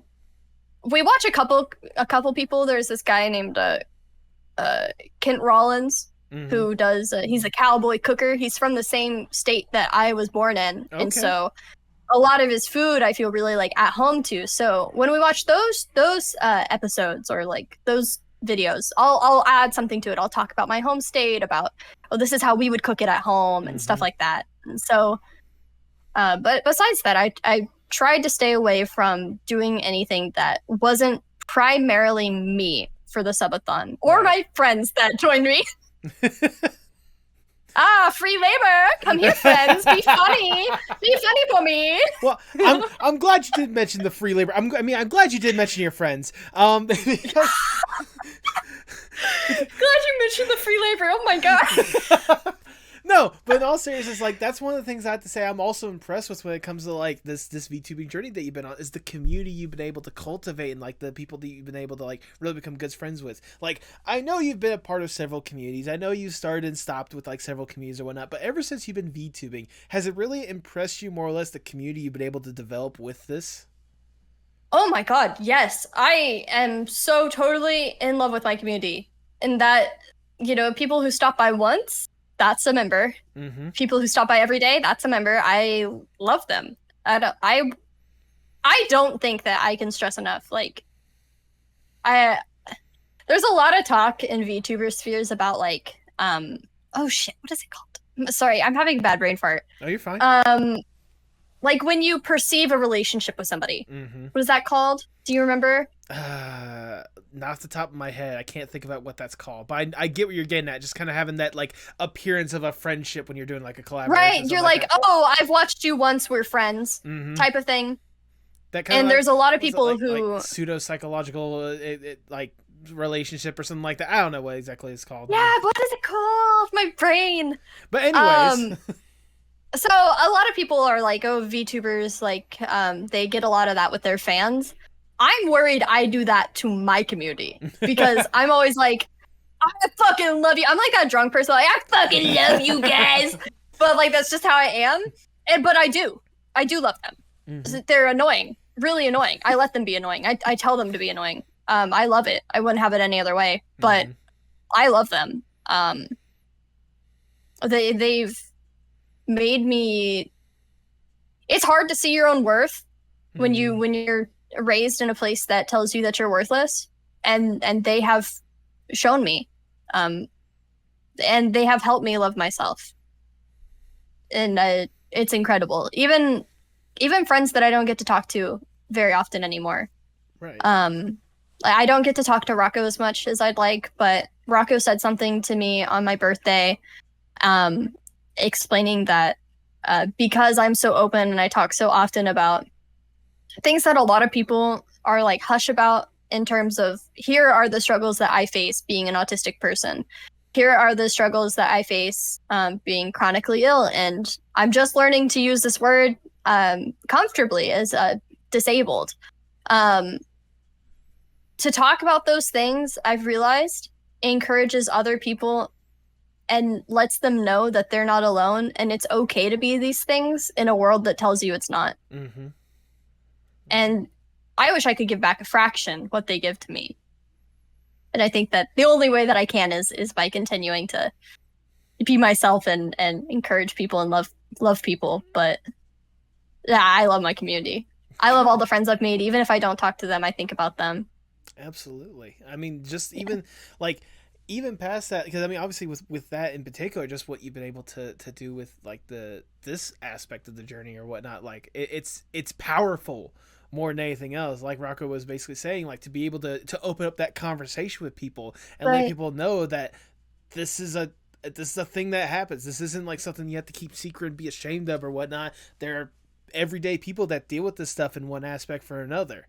You know, it's powerful, and I know it's not exactly an easy thing for people to learn, but it is something that if you have, don't be ashamed of it. Never, ever be ashamed of it at all. No matter if it's something that I can't even relate to, there's no need to be ashamed. Exactly.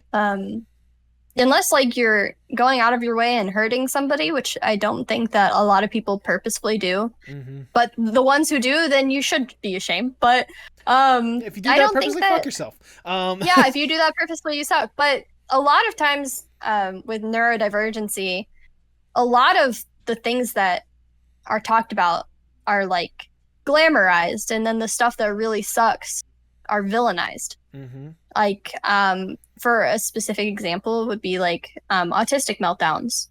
I used to get them a lot and not know what they meant, and I was so scared to tell anybody because I thought I would get sent away for being harmful to myself.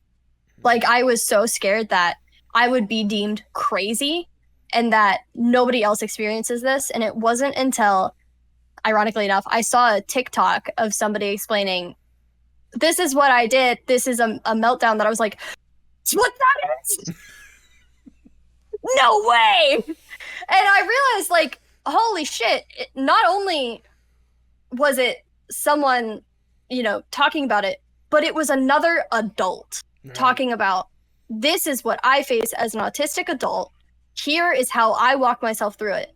And being able to open up about that, not just seeing that person's video, but to talk about it with my own community, and people tell me like, hey, I realized I wasn't insane whenever you talked about that.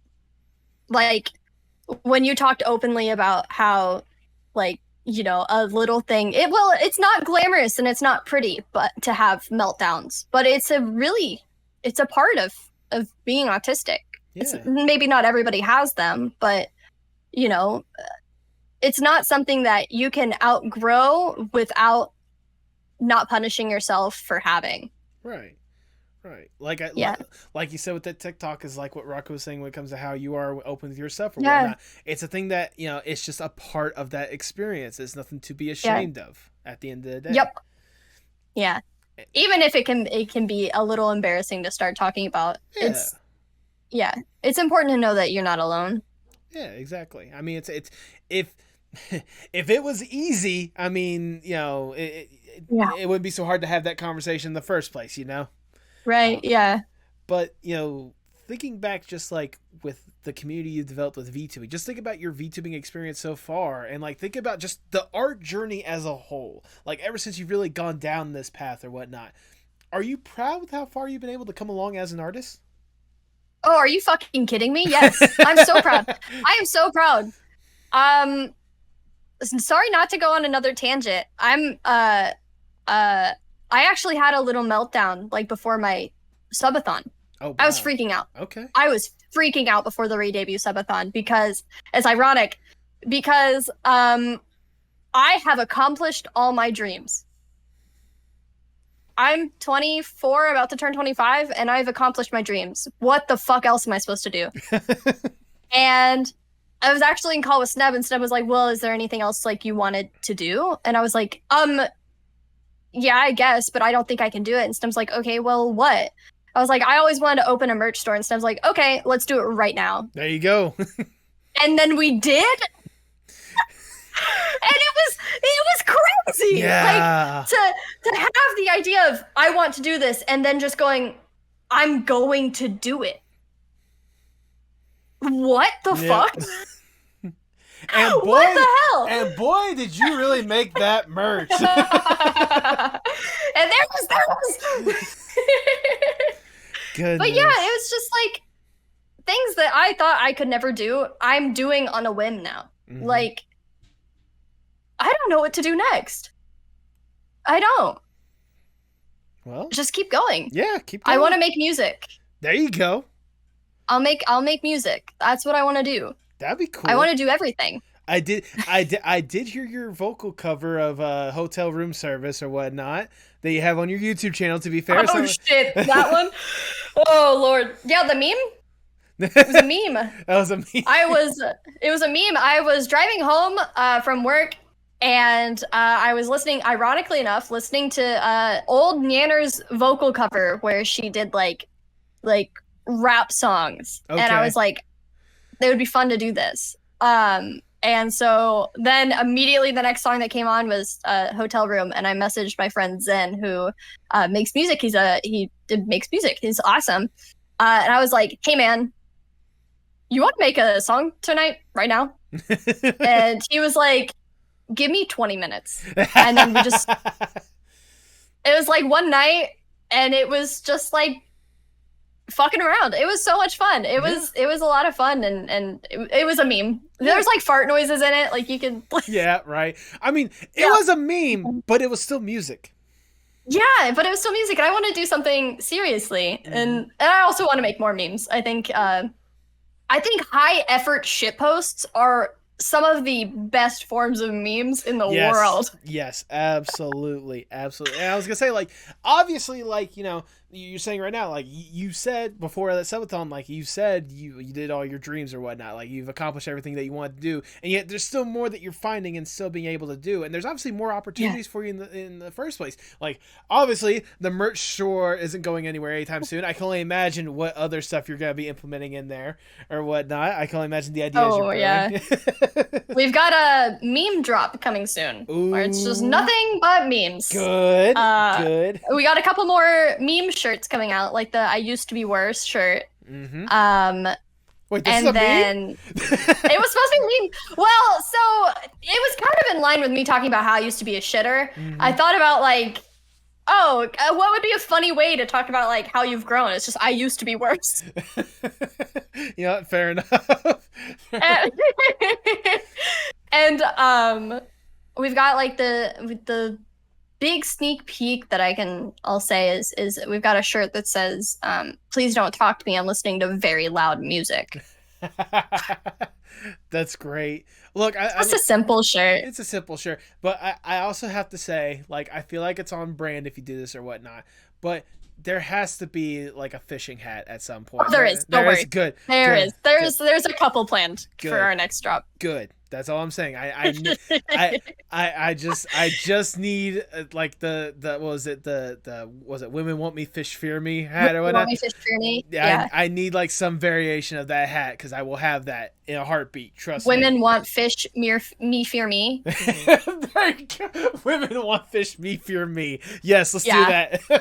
Yeah, I'll make that one. Let me write it down. There you go. That's a good one. But also, I was going to say, like, not just with, like, the merch store, but, like, just art in general and whatnot. I know recently you've been showing off this, like, redesign for another VTuber that you've been, like, working on. Yes, it has been like that. I was like, kind of what we were talking about earlier. I felt like I went back to my roots. Mm-hmm. I stopped taking commissions a while ago because again, like I said earlier, I'm kind of a bitch. I don't like people's ideas. Okay, fair I enough. like my ideas, and I don't like when people don't like my ideas. So I closed commissions because I was like, I'm done doing shit I don't want to do. Mm-hmm. Understandable, And fair. then, yeah, and because it was like taking away all my passion for art. And I was originally going to be making a like a base for Key so I could redesign outfits or I could design outfits for her in the future. Mm-hmm. And then I kind of went ham and started redesigning her on accident. And I felt so bad. I was like, I'm so fucking sorry. And she's like, no, no, no, no, no. Hold on a second.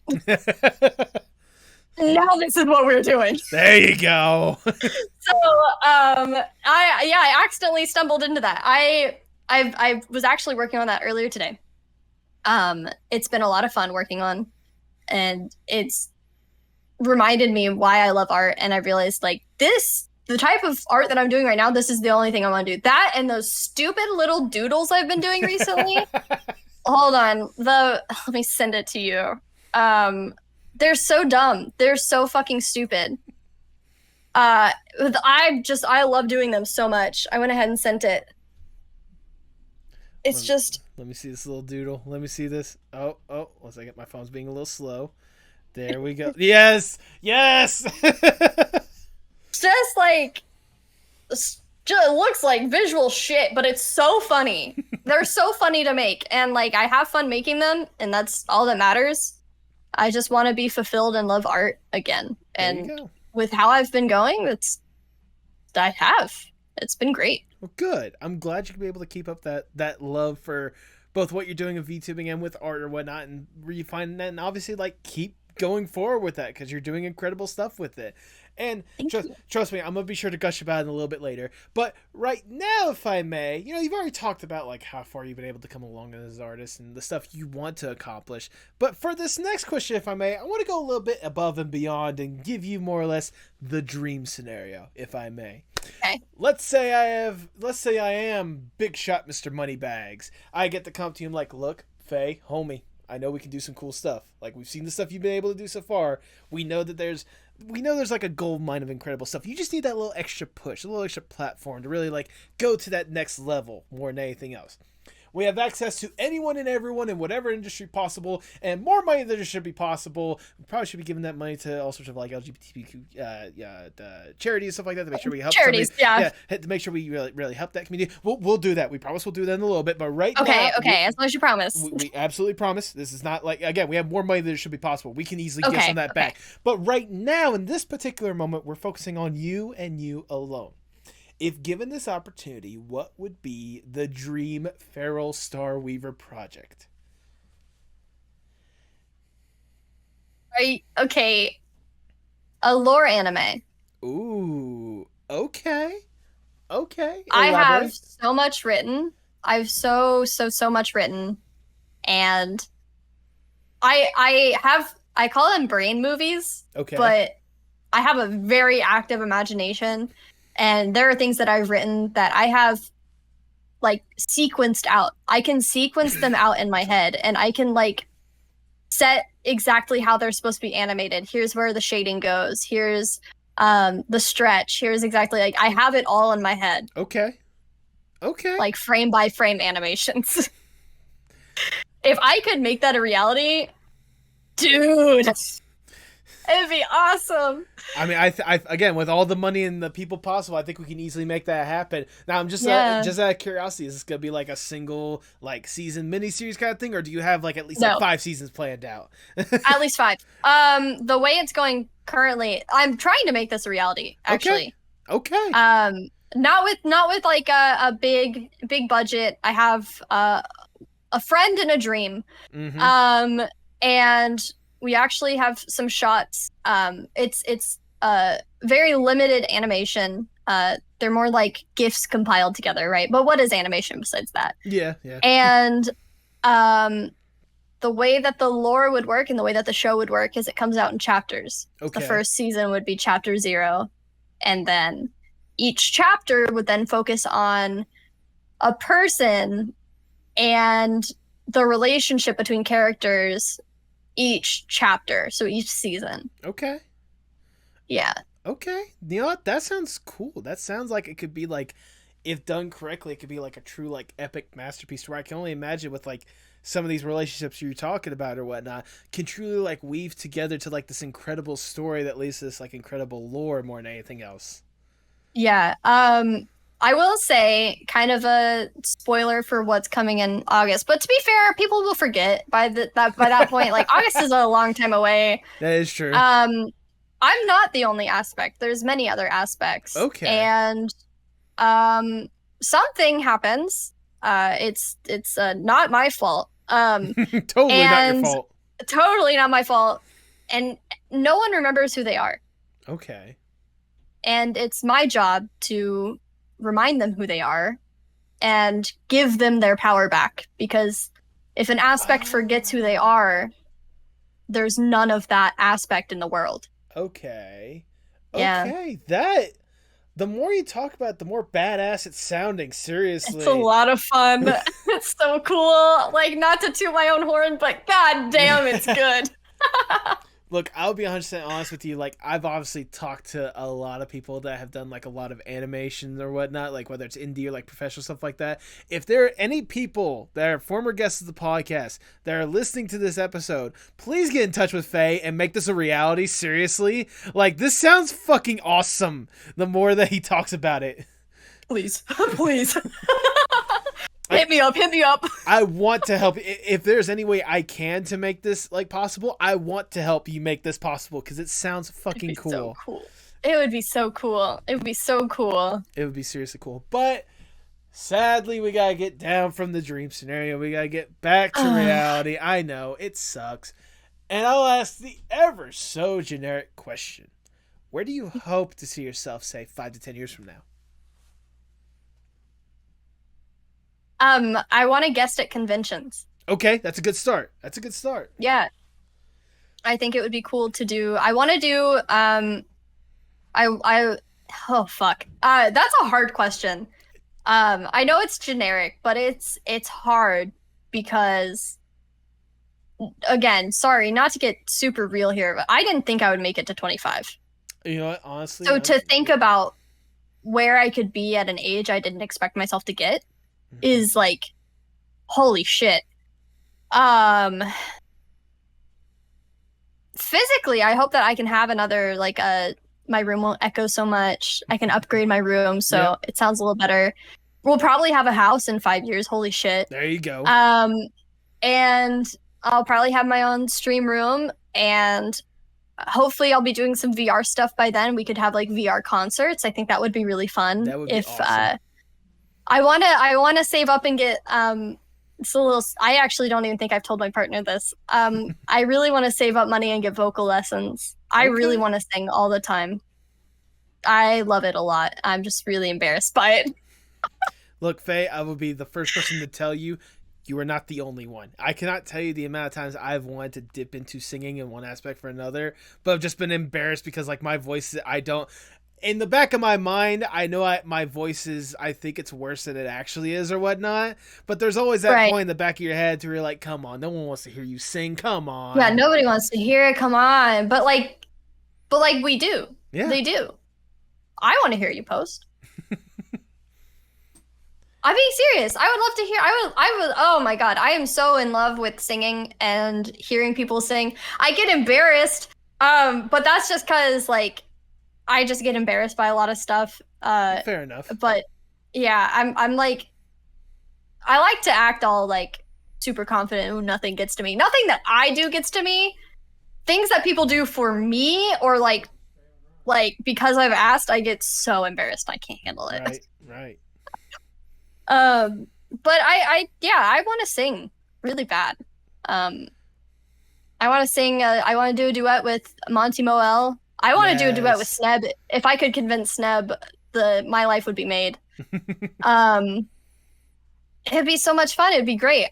I want to do karaoke with Sneb, like Yes. IRL. Yes. It'd be great. It would be so much fun. That would be cool. It'd be incredible. Yeah, everything. I want to do everything. I want to try everything at least once. So Maybe there. not food. I'm really picky, but everything that I put my mind to, I don't want to hold myself back anymore like I had when I was younger of like, oh, you can't do it, so don't try. I want to try everything. Even if I'm dog shit at it, I want to try so I know if I like it or not. Because it doesn't matter if you're shit at something when you start. It's like everybody, like, you're gonna be shit at stuff. Like, you're gonna be shit. You're gonna be bad at stuff. Like, but don't let that stop you ever. Exactly. So yeah, I just want to try stuff to see if I like it. And if I like it, then I'll get better. Well, if I don't, then I'll stay shit. Well, there you go. That's an interesting way to look at the end of the day. Yeah, I don't know.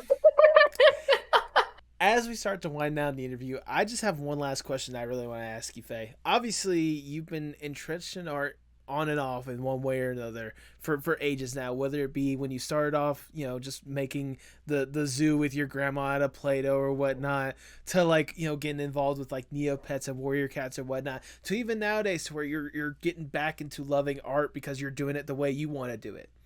How important is art, not just for you, but for the world as a whole? Oh, we wouldn't be anywhere without it. Art is such an important form of self-expression. That's why it breaks my heart when people are like, I wish I could draw. You can. Mm-hmm. I promise you can. Like I said, you're probably gonna not be that good at it, but that's why you practice. That's why you get better. And even then, why do you have to be good? If you have fun making something, it doesn't have to be quote unquote good. It's good because you liked making it. Mm-hmm. And that's the most important thing, is to love what you make. And I think anybody that has made art can say that at some point they loved it. I think everybody should be able to. I mean, even people who don't want to try art, they look at it and they're like, holy fuck, that's art. I don't know. Art can move people. Art, yeah. Comics, movies, shows, all of that, that's art. Music.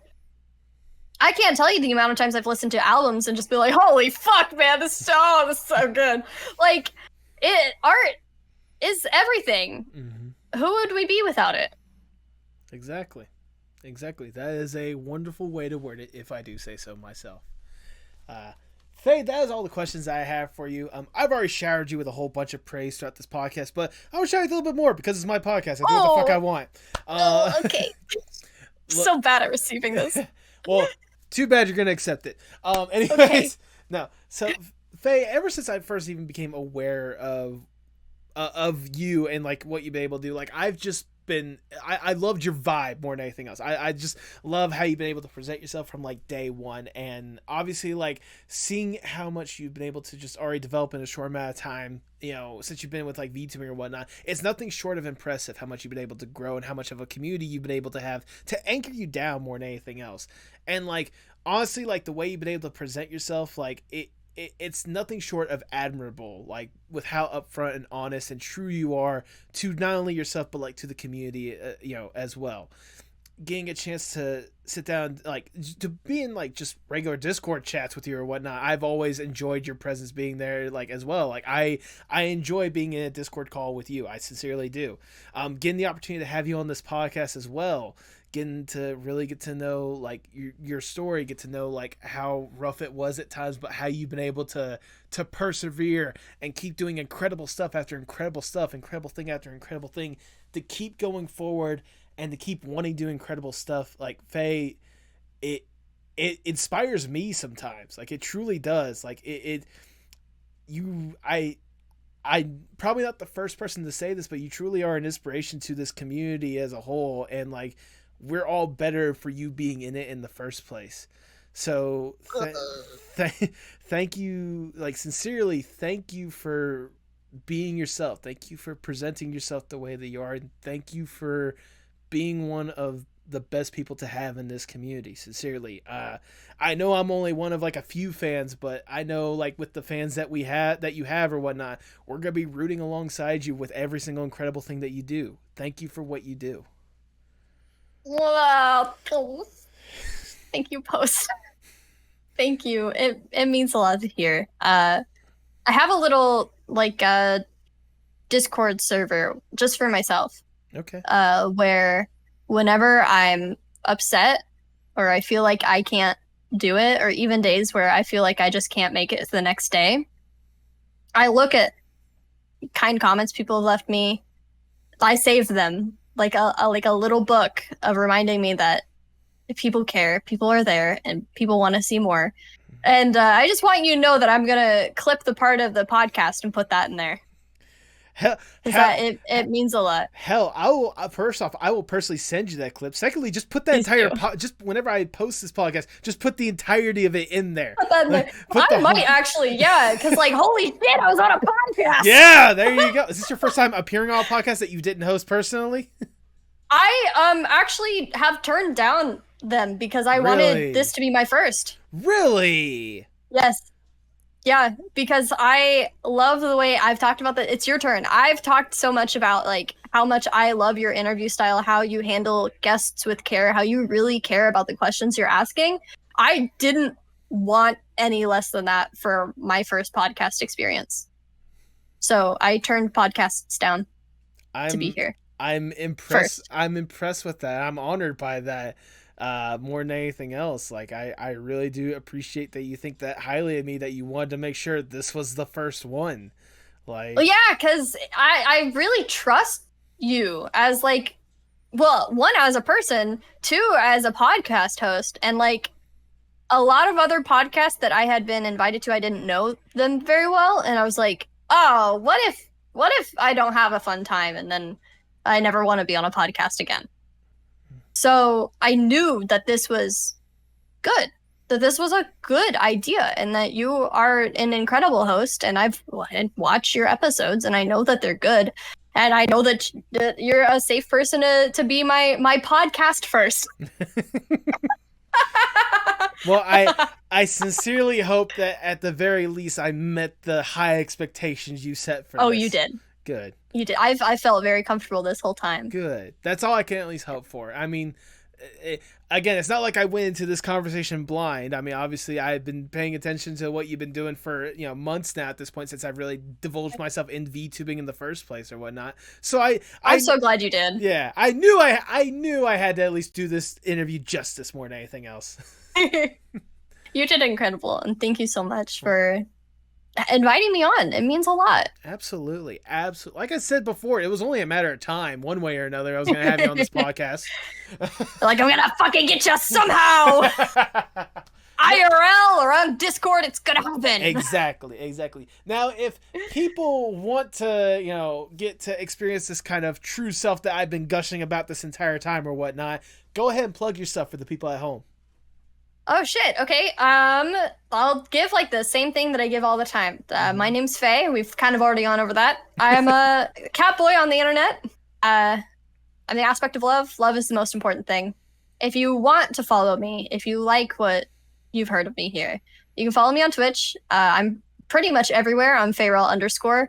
There's a couple random mobile apps that I play that I'm just Feyral. Don't worry about those. You could just ignore those. Or you can invite me to play, but keep it hush. I don't need everybody to know about my farming games.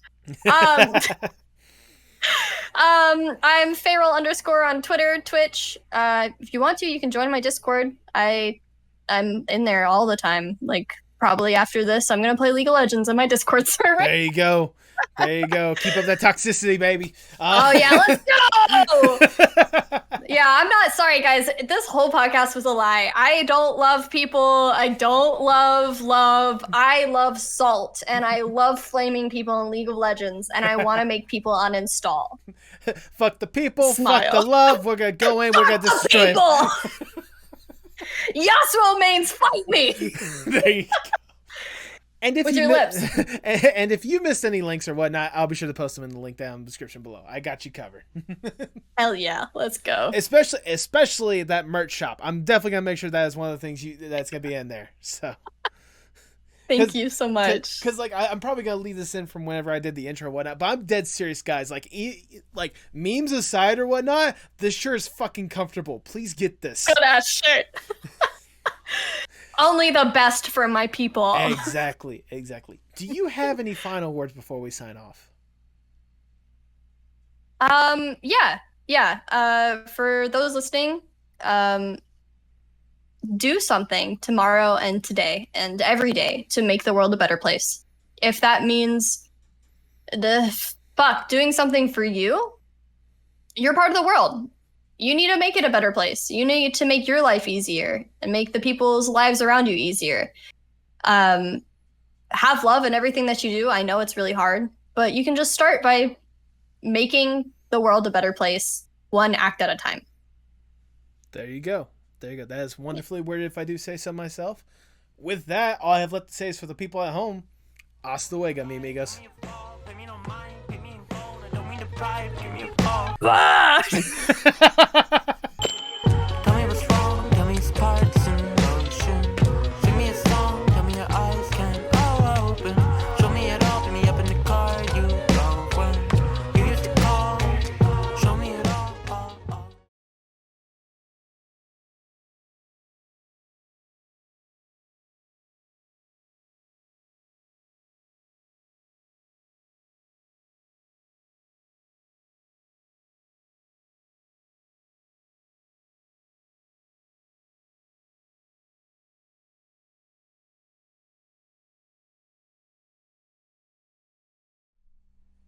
Did I not say this was going to be an incredible episode? Thank you so much for sticking around to the end. If this is your first time listening, I greatly do appreciate you sticking around to this point. Like I said before, Faye has been someone that I've been wanting to have on for a good while. I was kind of hoping for a certain situation to arise, but, we talked about in the podcast, things happen, but it's all good. We still made it happen, and we still had an incredible conversation. Faye, if you've made it up to this point, seriously, thank you so much. Thank you so much for all that you do, but especially thank you for the interview. This was as fun as I was hoping for it to be. I cannot thank enough the people I've been able to have in this community and to consider close friends or whatnot. I was honestly thinking about this on the drive home today. If it really wasn't for this podcast, I sincerely don't know, I don't know how I would be able to be friends with half of these people. Most of the people that I've been when it comes to the podcast. Seriously, if nothing else, it's truly made me really appreciate the people I've met along the way. Before I even started this podcast, I wouldn't have known what a VTuber was, so that takes out most of the friend group that I have anyway. And obviously, the artists, the ones that Tipsy has introduced me to, just to help just meeting Tipsy alone. It really makes me appreciative of this journey ever more. I know I don't get to talk to everyone that I've had on the podcast. I don't get to talk to everyone that shows love and support for the podcast. But let it be known that I cannot thank you guys enough for sticking by my side and being an integral part of my life, because I sincerely don't know where I would be without you. You guys help me. You guys really help me power through some stuff sometimes. You guys help me pick myself up whenever I feel sometimes at my lowest. And like I said, I really cannot thank you guys enough for just being there and continuing that love and support. I try to give it back as much as I can, but I know I'm not perfect with it. But regardless, like I said, I cannot thank you guys enough for being there and continuing this love and support. Kind of like what we talked about in the podcast with Faye, I cannot tell you guys enough how much I love you all. I love you all for being there, for showing me that love, and for truly being a part of my life. Thank you so much, and hey, let's keep it going, right?